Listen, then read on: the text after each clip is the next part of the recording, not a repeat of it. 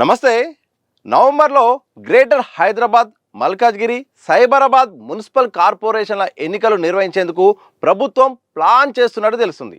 ఈ నెల 15 నుండి ఎన్నికల సంఘం చేపడుతున్న ఎస్ఐఆర్ ప్రక్రియ సెప్టెంబర్ చివరన ముగియబోతుంది. అక్టోబర్ 1న ఫైనల్ ఓటర్ లిస్టును ఈసీ ప్రకటించబోతుంది. ఆ వెంటనే రాష్ట్ర ఎన్నికల సంఘం తుది ఓటర్ జాబితా ప్రకారం ఆ 3 కార్పొరేషన్లకు సంబంధించిన ఎన్నికలు నిర్వహించే అవకాశం ఉన్నట్టు అధికార వర్గాల్లో డిస్కషన్ జరుగుతుంది. అందులో భాగంగానే సీఎం రేవంత్ రెడ్డి ప్రస్తుతం 3 మున్సిపల్ కార్పొరేషన్ల పరిధిలో వరుసగా శంకుస్థాపనలు, ప్రారంభోత్సవాలు చేస్తున్నట్టు చర్చ జరుగుతున్నది.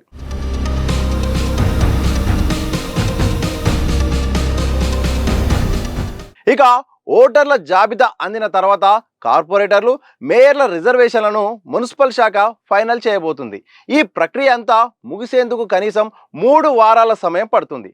అక్టోబర్ 18న బతుకమ్మ పండుగ, 20న దసరా పండుగ ఉండడంతో ఆ పండుగలు ముగిసాక ఎన్నికల సంఘం గ్రేటర్ హైదరాబాద్, మల్కాజ్గిరి, సైబరాబాద్ మున్సిపల్ కార్పొరేషన్లకు ఎన్నికల షెడ్యూల్ను విడుదల చేసి నవంబర్ 1 లేదా 2వ వారంలో ఎన్నికలు నిర్వహించే అవకాశం ఉందని ఓ సీనియర్ ఐఏఎస్ అధికారి వెల్లడించారు. సీఎం ఎంతో ప్రతిష్టాత్మకంగా ఔటర్ రింగ్ రోడ్ పరిధిని క్యూర్ ఏరియాగా ఏర్పాటు చేసి ఆ ప్రాంతాన్ని 3 మున్సిపల్ కార్పొరేషన్లుగా విభజించారు.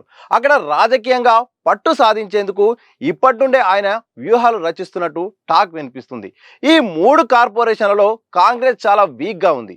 ఈ పరిధిలో 2023 అసెంబ్లీ ఎన్నికల్లో ఒక్క ఎమ్మెల్యే సీటు కూడా గెలవలేదు. ఆ తర్వాత జరిగిన కంటోన్మెంట్, జూబ్లీహిల్స్ ఉప ఎన్నికల్లో విజయం సాధించింది.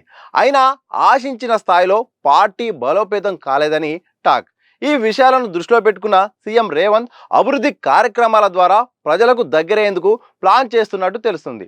అందుకే కొత్త కార్యాలయాలకు భూమి పూజలు, అభివృద్ధి కార్యక్రమాలు, శంకుస్థాపనలు చేస్తున్నట్టు చర్చ జరుగుతుంది.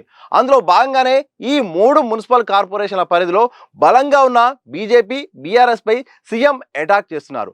ఆ 2 పార్టీలకు చెందిన నేతలు రాష్ట్ర అభివృద్ధిని అడ్డుకునే ప్రయత్నాలు చేస్తున్నట్టు ఆరోపిస్తున్నారు. మొత్తంగా పార్టీ కేడర్లో కొత్త ఉత్సాహం నింపేందుకు సీఎం రేవంత్ ప్లాన్ చేస్తున్నట్టు తెలుస్తున్నది.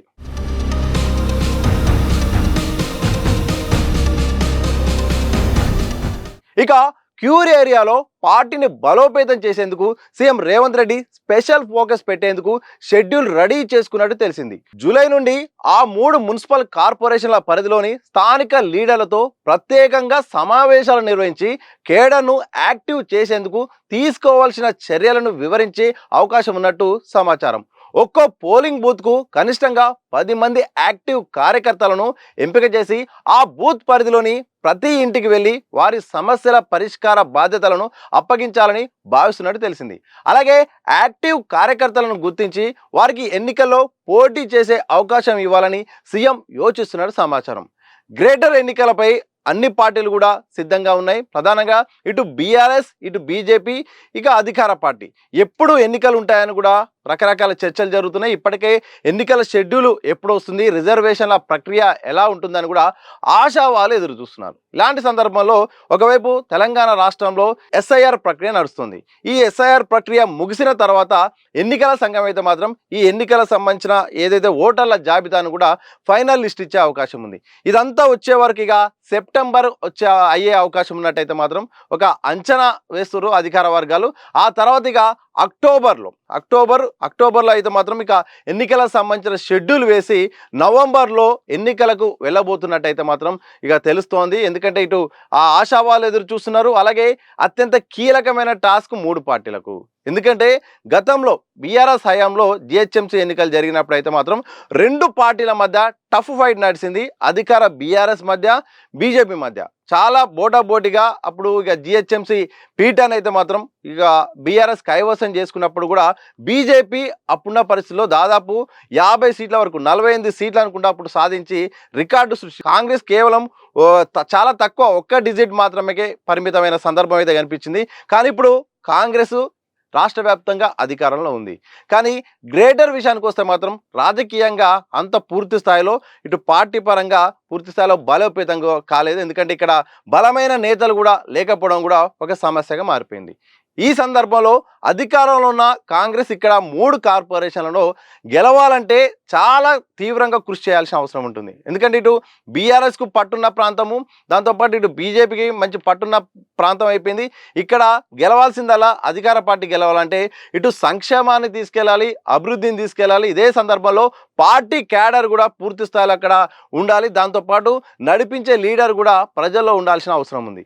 ఇవన్నీ కూడా ఇప్పుడు అధికార కాంగ్రెస్కి అయితే మాత్రం పెద్ద టాస్క్. ఎందుకంటే ఒక గ్రేటర్ హైదరాబాద్ను 3 ముక్కలుగా చేసిన తర్వాత జరగబోతున్న ఎన్నికలు కావడంతో అధికార పార్టీకి చాలా సవాల్తో కూడుకుంది. ఇదే సందర్భంలో సీఎం రేవంత్ కూడా ఎన్నికలు వచ్చేలోపు ఇక్కడ అభివృద్ధి కార్యక్రమాలు చేసి సంక్షేమ పథకాలను కూడా అమలు చేసి ఆలోపు పార్టీ పరంగా మొత్తం కూడా బూత్ లెవెల్లో కూడా మొత్తం ఒక నిర్మాణాన్ని కూడా తయారు చేసి ప్రజల్లో అందుబాటులో ఉండేలాగా లీడర్ క్యాడర్ వ్యవస్థను కూడా అందుబాటులో చేస్తే ఎన్నికల వరకు బలోపేతమై అది రిజల్ట్ పై కూడా అనుకూలంగా ప్రభావం చూపే అవకాశం ఉన్నట్టయితే తెలుస్తుంది.